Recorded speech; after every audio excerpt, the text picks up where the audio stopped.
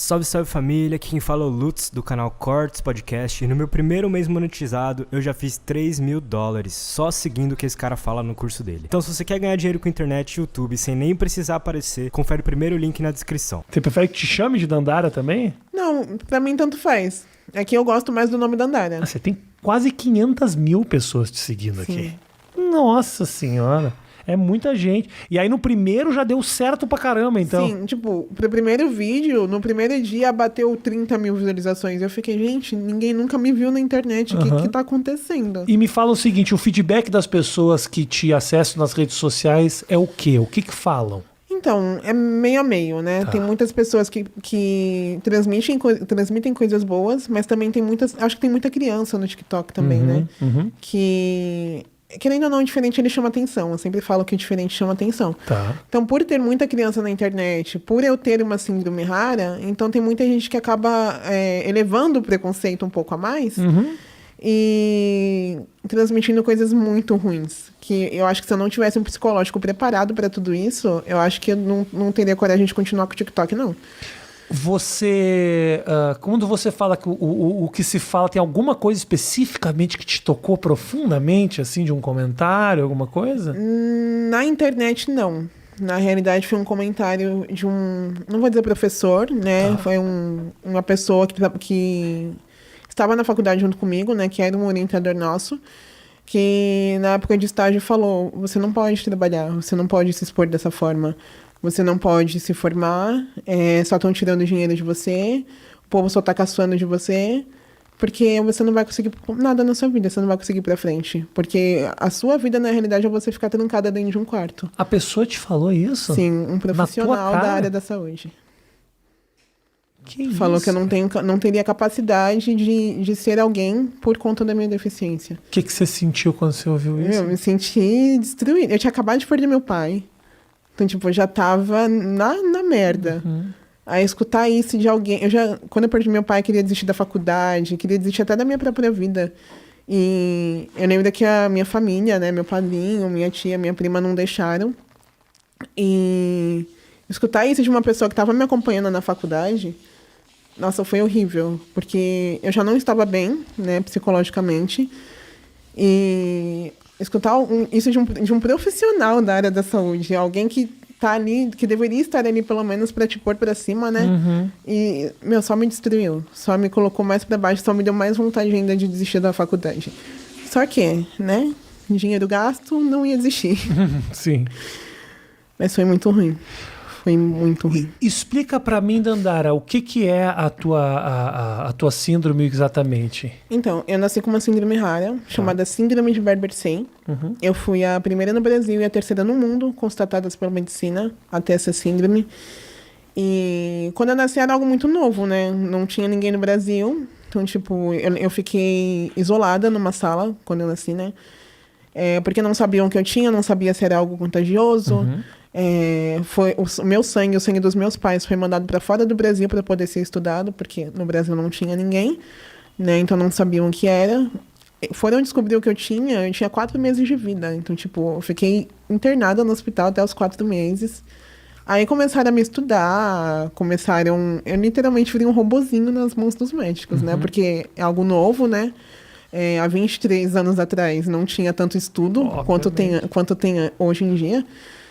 Então, eu literalmente virei uma enciclopédia na mão deles. Até hoje, né? Até hoje. Só que hoje, como tem mais estudos, como tem mais pessoas com essa síndrome, eu acho que eles esqueceram um pouquinho de mim, graças a Deus. Você já encontrou outras pessoas que têm a mesma síndrome? Pessoalmente, não. Tá. Mas pela internet. Depois, eu achei isso muito legal. Que depois que eu me expus na internet... Se eu não me engano, veio 4 pessoas atrás de mim, pedindo ajuda, pedindo para ver com os meus médicos, porque tem lugar que não tem tanto estudo, né? Veio uma mãe que tem um filho com a mesma síndrome, que é pequenininho, pedindo ajuda de como expor ele para a sociedade. Eu achei isso muito legal, porque, tipo, até então, só tinham 12 casos no mundo inteiro, né? Constatados. Sim. E depois que eu me expus, foi aparecendo mais e mais. Acho que hoje, constatado, já tem uns 22 casos. Depois que eu achei isso muito legal.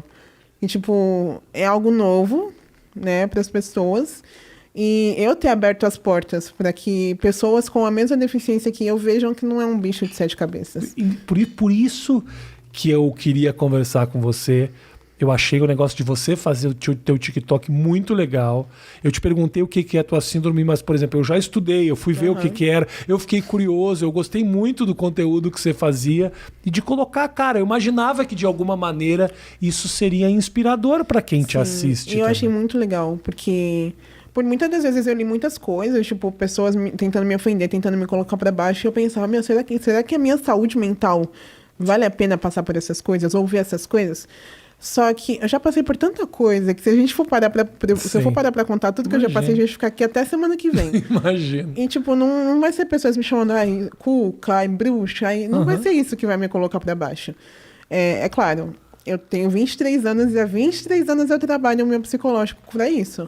E eu fico muito chateada com as pessoas que fazem esse tipo de bullying, esse tipo de preconceito virtual, tanto virtual quanto pessoalmente, né? Contei o caso do meu instrutor. Que assim, eu tenho o psicológico preparado, mas tem gente que não tem. Então, tipo, uma palavra pode acabar destruindo o psicológico da pessoa ao ponto dela entrar num nível de depressão ou até um possível suicídio.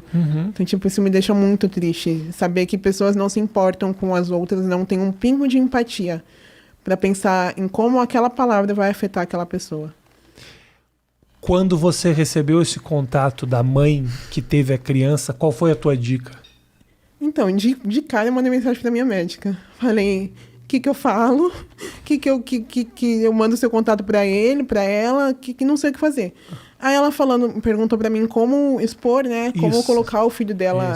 Porque ela falou que tinha medo de sair com o filho dela. Não pelo filho dela ter a deficiência, mas medo da reação das pessoas. E ela falava inglês, né? Eu tive que usar o Google Tradutor, porque então inglês... não era brasileira. Não, inglês não é o meu forte.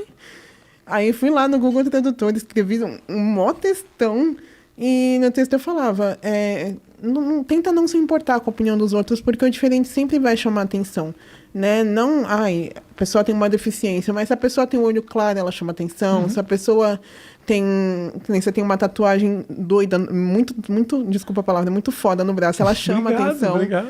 Então, tipo, o diferente, ele chama atenção. Então, se a gente fosse importar com a opinião dos outros, a gente não vive. A gente não vive a nossa vida. A gente só fica parado num lugar, enquanto as pessoas começam a atacar pedra, você só se afunda mais. Então, não tenham por que se importar com a opinião dos outros. Eu já passei coisa até dentro da minha casa. Já escutei coisas de pessoas da minha família. Que hoje em dia eu paro e penso, nossa, se eu tivesse escutado, eu tava no fundo do poço.